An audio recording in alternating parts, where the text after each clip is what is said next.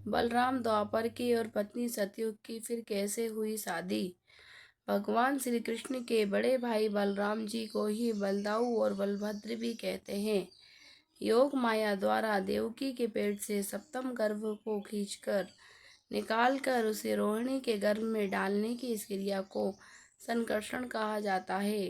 गर्भ से खींचे जाने के कारण ही बलराम जी का एक नाम संकर्षण पड़ा। विशेष नाग के अवतार हैं। श्री कृष्ण और बलराम जी के पास नारद जी पहुँचते हैं और बताते हैं कि तीनों लोकों में आपकी नगरी की चर्चा हो रही है प्रभु। तब श्री कृष्ण कहते हैं, इसलिए हमने इसे 4 धामों में एक धाम और 7 पुरियों में एक पुरी का पद प्रदान किया है। फिर नारद जी कहते हैं कि प्रभु आप विवाह कब करेंगे।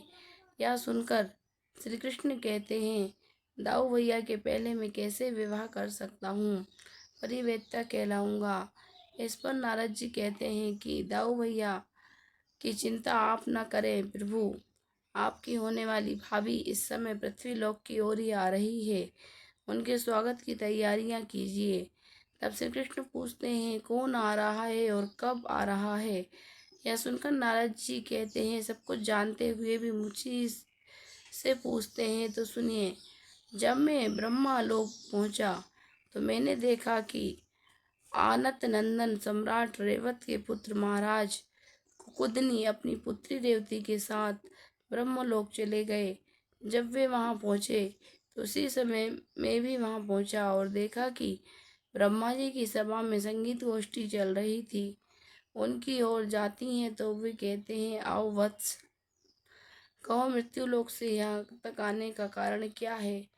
तब महाराज कुकुदनी उन्हें प्रणाम करके कहते हैं कि हे पितामह, मेरी ये पुत्री यज्ञ कुंड से उत्पन्न हुई है। इस दिव्य कन्या की योग कोई भी वर मुझे सारी पृथ्वी में दिखाई नहीं दिया, इसलिए आपकी सेवा में यहाँ पूछने आया हूँ कि इसके लिए योग्य वर किस लोक में मिलेगा और वो कौन है। तब ब्रह्मा जी कहते हैं कि इसका वर तुम्हें पृथ्वी लोक में ही मिलेगा। यह सुनकर राजा कहते हैं, परंतु पितामह, वहाँ तो कोई भी राजकुमार या राजा मुझे दिखाई नहीं दिया। यह सुनकर ब्रह्मा जी कहते हैं कि तुम जिस राजकुमार और राजाओं की बात कर रहे हो उनमें से कोई भी इस समय जीवित नहीं है। यह सुनकर राजा कुकुदनी कहते हैं, मैं समझा नहीं पितामह। तब ब्रह्मा जी कहते हैं, वत्स, मृत्युलोक और ब्रह्मलोक के काल की गति अलग अलग होती है।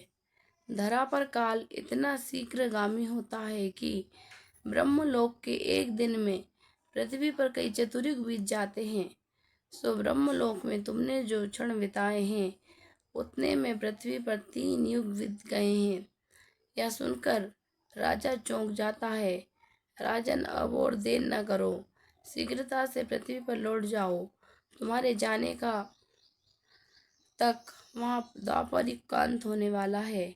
उस समय भगवान शेषनाग मनुष्य रूप में अवतार लेकर श्री कृष्ण के साथ धरती पर लीला कर रहे होंगे। तुम्हारी पुत्री रेवती वास्तव में भगवान शेषनाग की पत्नी और नित्य सहचरी देवी नाग लक्ष्मी के अंश से ही मृत्युलोक में अपने पति भगवान अनंत की सेवा में प्रकट हुई है। आप इस कन्या का हाथ उनके हाथ में देकर न केवल अपने उत्तरदायित्व से मुक्त हो जाएंगे, वरन प्रभु की कृपा से मोक्ष की प्राप्ति होगी। यह बातें बताकर नारद जी कहते हैं, ब्रह्मा जी से सुनकर मैं आपके पास चला आया हूँ। यह सुनकर श्री कृष्ण कहते हैं कि आपसे यह समाचार सुनकर मेरा तो रोम रोम प्रफुल्लित हो गया है।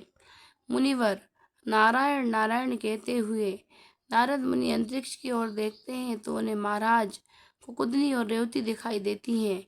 तो वे कहते हैं, उधर देखिए, महाप्रभु अनंत लोकों की यात्रा करते हुए आपकी भाभी और उनके पिता आ रहे हैं। अब आप और दाऊ भैया इनके स्वागत की तैयारियां करिए, मैं तो चला। नारायण नारायण। उधर श्री कृष्ण और बलराम सुंदर से उद्यान में टहल रहे होते हैं। तभी उन्हें आकाश में महाराज कुकुदनी और रेवती नजर आते हैं। फिर राजा कुकुदनी दोनों को प्रणाम करके बताते हैं कि ब्रह्मा ने आप दोनों का रहस्य बता दिया है और मैं सतयुग में पैदा हुआ महाराज रेवत का पुत्र कुकुदनी हूँ और ये मेरी पुत्री यज्ञकुंड से जन्मी है।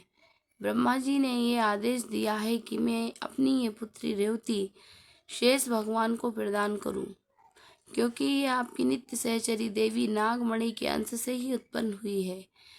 सो मेरी इस पुत्री का पाणी ग्रहण करके मुझे कृतार्थ करें। यह सुनकर श्री कृष्ण कहते हैं कि हे सूर्यवंश से उत्पन्न महाराज, आपके बारे में नारद जी ने हमें पहले ही सूचना दे दी थी। हम दोनों आपकी ही प्रतीक्षा कर रहे थे, इसलिए मैं अपने अग्रज दाऊ भैया की ओर से इस संबंध को स्वीकार करता हूँ। फिर महाराज ककुदनी अपनी पुत्री का हाथ बलराम के हाथों में सौंप देते हैं। बलराम कहते हैं कि मैं आपको वचन देता हूँ कि अपने सुख ऐश्वर्य और वैभव में इनको बराबर का भागीदार बनाऊंगा। ये मेरे घर की स्वामिनी होगी और हमारी गृहस्थी का सारा व्यापार इनकी इच्छा के अनुकूल ही होगा। फिर बलराम जी अपने हल को रेवती के सिर पर रखकर उनकी हाइट को कम करके अपने समान कर देते हैं। फिर महाराज ककुदनी दोनों को आशीर्वाद देकर तपस्या करने चले जाते हैं। फिर बलराम और रेवती का विधिवत रूप से विवाह होता है और नगर में इस विवाह उत्सव की धूम रहती है। इस प्रकार के वीडियो को देखने के लिए हमारे चैनल को लाइक एवं सब्सक्राइब करें।